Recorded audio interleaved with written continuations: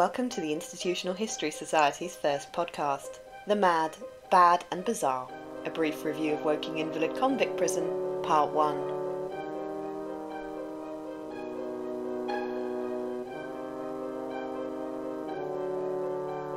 Your hosts for today are Daniel Shepherd and Gemma Minter.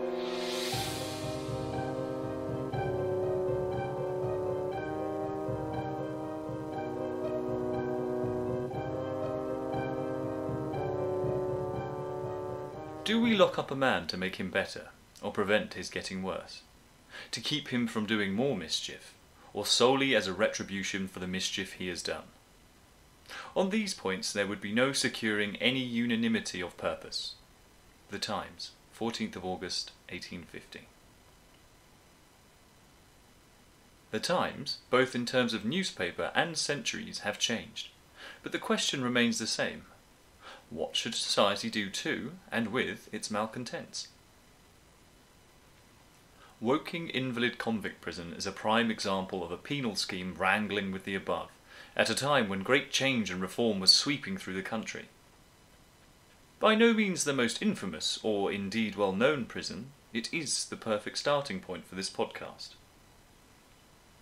But before we start talking about the convicts at this prison, first we must understand the prison itself, its purpose and conditions. We hope you enjoy. Imprisonment in various forms has been in place in England for centuries, but the idea of mass incarceration being a viable long-term solution was not.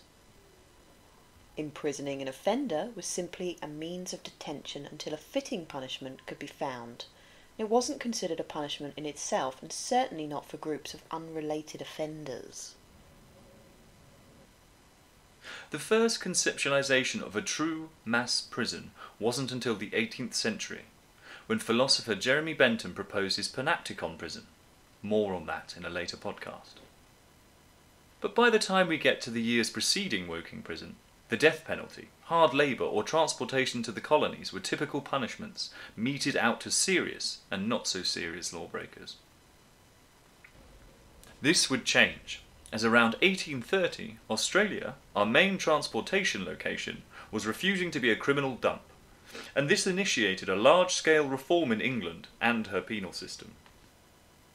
Penal reform was an iterative process, ongoing for the previous 100 years, but changes were slow to take effect. One staunch critic, Thomas Fowle Buxton, after inquiry into the state of British prisons in 1818, referred to them as an instructive warning of principles to be rejected and practices to be avoided in the management of prisons. Within 35 years, from 1842 to 1874, 90 prisons were built or enlarged to house those given prison sentences. We'll explore each of these prison phases at a later date, but for now we'll start our discussion in Victorian England, circa 1850. Picture this. Prison overcrowding is rife. The sick, the consumptive, malodorous, and those smoked with typhoid were housed pell-mell, a smorgasbord of infected and infirm in cramped cells with no thought for comfort or prevention. Or worse, housed in decommissioned ships where they were free to walk around and spread infection. Inmates, people would suffer, would contract new illnesses and sadly die. This absolutely wasn't unusual, and alas, the risks were very well known. Some 75 years before, at Newgate Prison, one of the most famous, a sixth of the prison population, nearly 100 inmates, died from typhus. If the average mortality rates for our Victorian era of prosperity is 10 in 1,000, then prisoners were experiencing at least double that. Several parliamentary and social health reforms were passed, notably in 1835 when we have the first prison inspectors. To me, the most shocking part of this is that the first factory inspectors were appointed in 1802, after the Health and Morals Act, but it took 33 long years before we considered our convicts. But anyway, these reforms eventually resulted in the creation of a temporary invalid convict prison at Lewes, as after the previous prisons and hulks were considered to be too dangerous, particularly for the infirm. The prison at Lewes was deemed a success, and plans to build a permanent structure, away from the miasmas that were still believed to be causing disease, were made for the healthy town of Woking. The plot for the Woking Invalid Convict Prison was purchased from the London Necropolis Company in 1858, and work immediately began in earnest. The north-eastern wing, housing the most robust prisoners, was the first part to be completed, and Woking Prison officially accepted its first inmate on the 28th of April 1859, one William Strahan, a bent banker who scandalised Victorian England. If you're interested in his life and crimes, have a look at his profile on the convicts section of our site. William was the first inmate from Lewes Prison, but was joined within the fortnight by another 94 inmates who would help him finish the building of Woking Prison, ready for the formal reception of the invalid prisoners from October. But how did these men end up here, and why were they chosen to build the prison? What horrible, terrible things were committed in order for them to toil in hard labour, in the sun, in the snow, in the wind? On the whole, theft of personal property. Shocking, right? But it makes sense. An ordinary crime of opportunity, not too malicious, and generally not dangerous. Most of these inmates were only on a 3 or 4 year sentence, and therefore unlikely to escape. In addition, they were generally young, seemingly healthy, with mostly useful trades, such as labourers, agricultural workers, and stonemasons. Thus, it would appear they were chosen to be the perfect docile pack horses, to build and then bugger off. That's the theory anyway, but as the old saying goes, there are exceptions to every rule. For us, the most horrific inmate in this initial tranche of convicts is John Monks. We first come across him in the 1859 prisoner logs for Woking, prisoner number 41. He is listed as being 22, 5'3", fair-skinned with auburn hair, blue eyes and sandy whiskers. He has a wife, Elizabeth, who awaits him in St. Helens, and his character record throughout his penal service is listed as very good.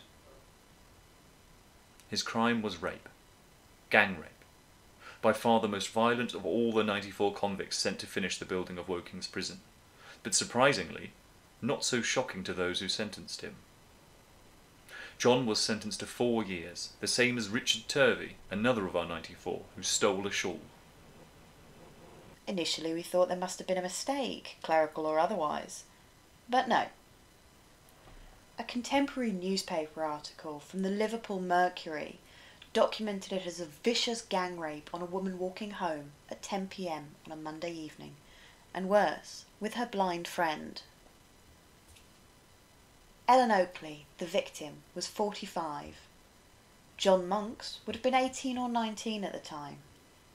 He and 2 of his young friends beat her so badly that part of her lip was bitten clear away. Clearly this was not some prank gone awry, a misunderstanding. This was premeditated sexual violence. So why did the criminal get so low a sentence? There are other instances of rape, where the perpetrator gets a higher sentence. Why then was he different? Was it due somehow to the nature of the circumstances of the woman, or the fact that the man was a gainfully employed collier who paid his taxes? Realistically, it is likely to be a combination of the two. Ellen Oakley was listed as cohabiting with a man who was not her husband. There are some considerations that she may have been a prostitute, and that would definitely count against her, even as a victim. And the biggest tragedy is that as a female, and a working class one, she was worth very little to the judge, to the jury, and to the general public in 1855. That there was a conviction at all seems somewhat laudable in an age where it was considered almost impossible to rape a spouse or a woman of easy virtue. Terrible. From the most violent to the youngest. Henry Tasker is our youngest inmate, aged 15 in 1859, and at the end of a 4-year sentence for receiving stolen property. He had also a previous conviction. A bricklayer by trade, it's very likely that this is a skill gained in prison rather than one he entered into, as prison service often included training in useful, profitable trades like labouring, shoemaking and carpentry. This, his age and skills, were likely one of the reasons why he was included in the 94 inmates. As mentioned before, the majority of the first batch of inmates were there for theft or non-violent crimes with small impacts on society. A large proportion of the larcenies were foodstuffs: pigs, sheep, barley, potatoes, and whilst some of these thefts were clearly made with the intent to sell, like prisoner number 19, John Marsh's pig theft, and prisoner number 91, John Hargreaves' theft of 16 geese. As an aside, one does wonder how easy it was to steal 16 geese, because quite frankly, one live goose is a crowd on its own. We don't know, however, if the victim of Enoch Hall's duck theft relied on that bird for their daily eggs with no other means of support. Some of these will be crimes of luxury, a means to enrich lives and make a quick buck. Others of necessity. Prisoner number 57, Benjamin Freeman, a 32-year-old agricultural labourer with a wife and 3 children to support. Benjamin was convicted of stealing barley. As a farm labourer, he wouldn't have owned a farm himself, but would be reliant on local farms for casual labour. One can easily imagine how one bad season, one failed crop and drought of work would drive this man to theft, for fear of starvation and the threat of the workhouse never far behind. From theft to the receiving of stolen property, and James Wood, prisoner number 69, convicted of receiving a horse while knowing the same to have been stolen.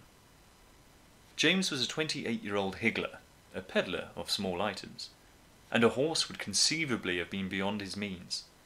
So perhaps this was an opportunity he just couldn't let slip by, an easy receipt and sell. As the saying goes, don't look a gift horse in the mouth. He was caught and sentenced to 4 years of penal service.